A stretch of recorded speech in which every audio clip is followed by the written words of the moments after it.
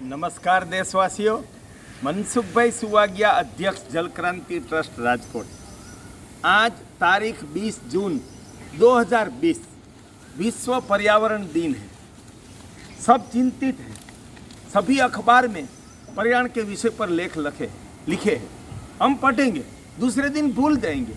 हमारा ना कोई निरंतर चिंतन है, ना हमारा कोई आचरण है। आचरण के बिना कितना भी लिखो, कितना भी भाषण करो, कितने भी सम्मेलन करो, वो व्यर्थ है। उसमें धन और समय और जीवन की बर्बादी है। कोई सेवा नहीं है, कोई कर्म नहीं है। तब ये पर्यावरण की सुरक्षा को समझना है तो पहले पर्यावरण के स्वरूप को समझना चाहिए। पर्यावरण क्या है? पर्यावरण का प्रारंभ होता है पंच महाभूत से, धरती, जल, वायु, अग्नि, आकाश। उसमें से पैदा हुई सकल वनस्पति, उसमें से पैदा हुई सभी पक्षी सृष्टि, मधुमक्खी से लेकर गाय, घोड़ा, ऊंट, हाथी तक की प्राणी सृष्टि और मानव सृष्टि, वो पर्यावरण का पूर्ण स्वरूप है। उसका विनाश कैसे होता है? बहुत सारे रास्ते हैं। हम जहरीले बाजार का आहार खाते हैं, जहरीले कोल्ड ड्रिंक्स पीते हैं, तंबाकू शराब खाते हैं, वो भी जीवन विनाश है।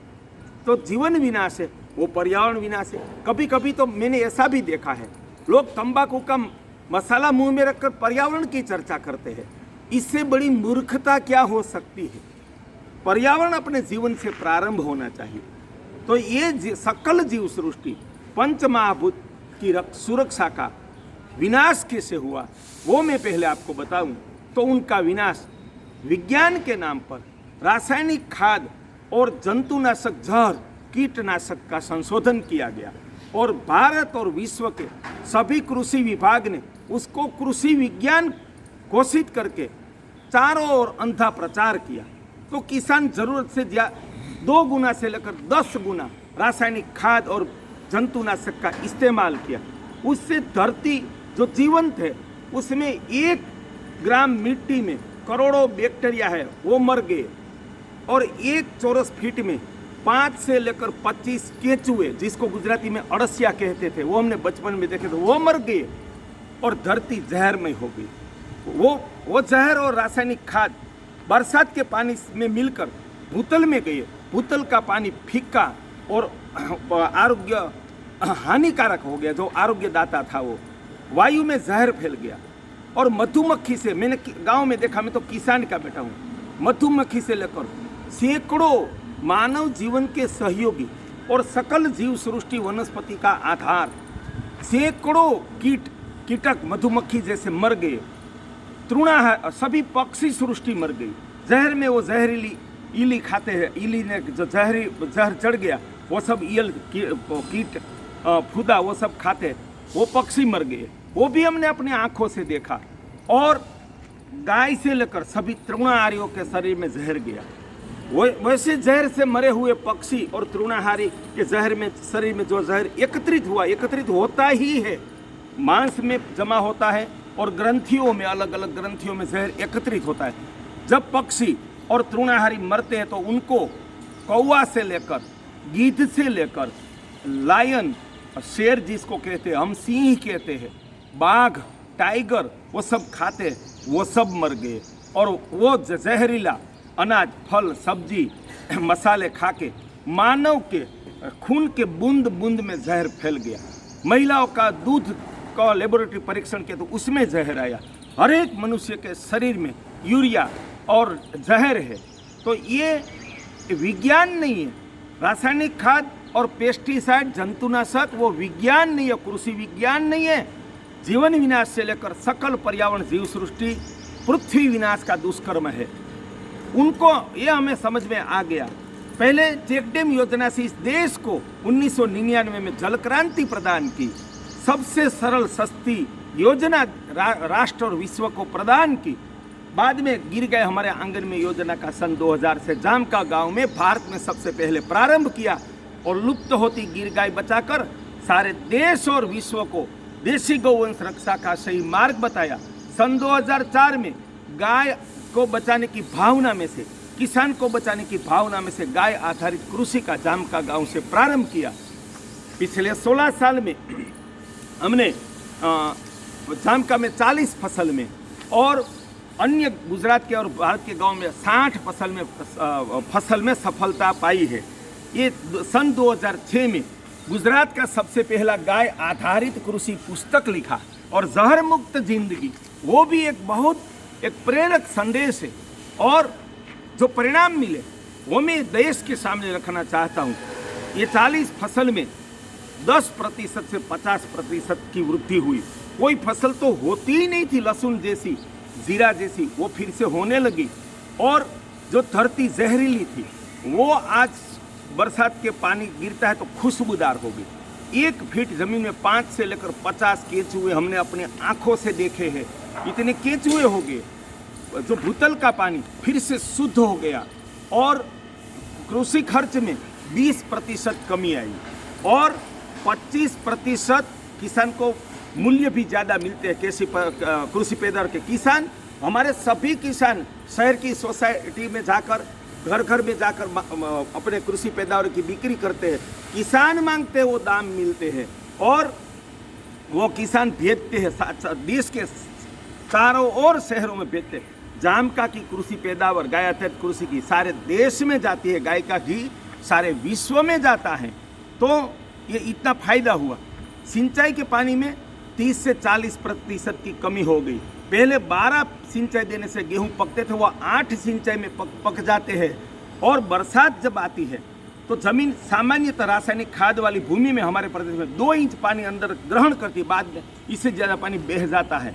तब गाय आधारित कृषि में 4 से 5 इंच बारिश गिरती है, तब तक का पानी जमीन में कुदरती रिचार्ज हो जाता है, तो कुदरती जल संग्रह होता है। अगर हम गाय आधारित कृषि अपना ले तो सारी खेतीबाड़ी की जो जमीन है 40 करोड़ एकड़ भारत की, वो एक जलाशय बन जाएगी, जल रक्षा का पात्र बन जाएगी। तो आधा काम तो हमारा सीधा जल रक्षा का संपन्न हो जाएगा। और इससे कृषि में 16 साल के अनुभव के बाद में किसानों को कहना चाहता हूँ, किसान का प्रॉफिट 2 गुना हो गया है। चेक डैम योजना से जल रक्षा, वो भी पर्यावरण रक्षा का प्रधान, सबसे पहला, सबसे राष्ट्र आबादी का और पुण्य का, जीव दया का कोई कार्य है तो जल रक्षा का है। वो योजना हमने दी है। घर में ऐसी वैसी पिंजर पोल वाली और गौ सेवा वाली हमारी गौ रक्षा नहीं है। शुद्ध नस्ल की ऐसी गाय पालो और उनके दूध की छाछ खाओ, उससे आरोग्य प्राप्ति करो, वो भी पर्यावरण रक्षा है। पर्यावरण रक्षा का एक कदम है। और गाय आधारित कृषि, ये 3 चीज अपना लेंगे तो मधुमक्खी से लेकर मानव सृष्टि की सुरक्षा होगी। उनके परिणाम हमने देखे हैं।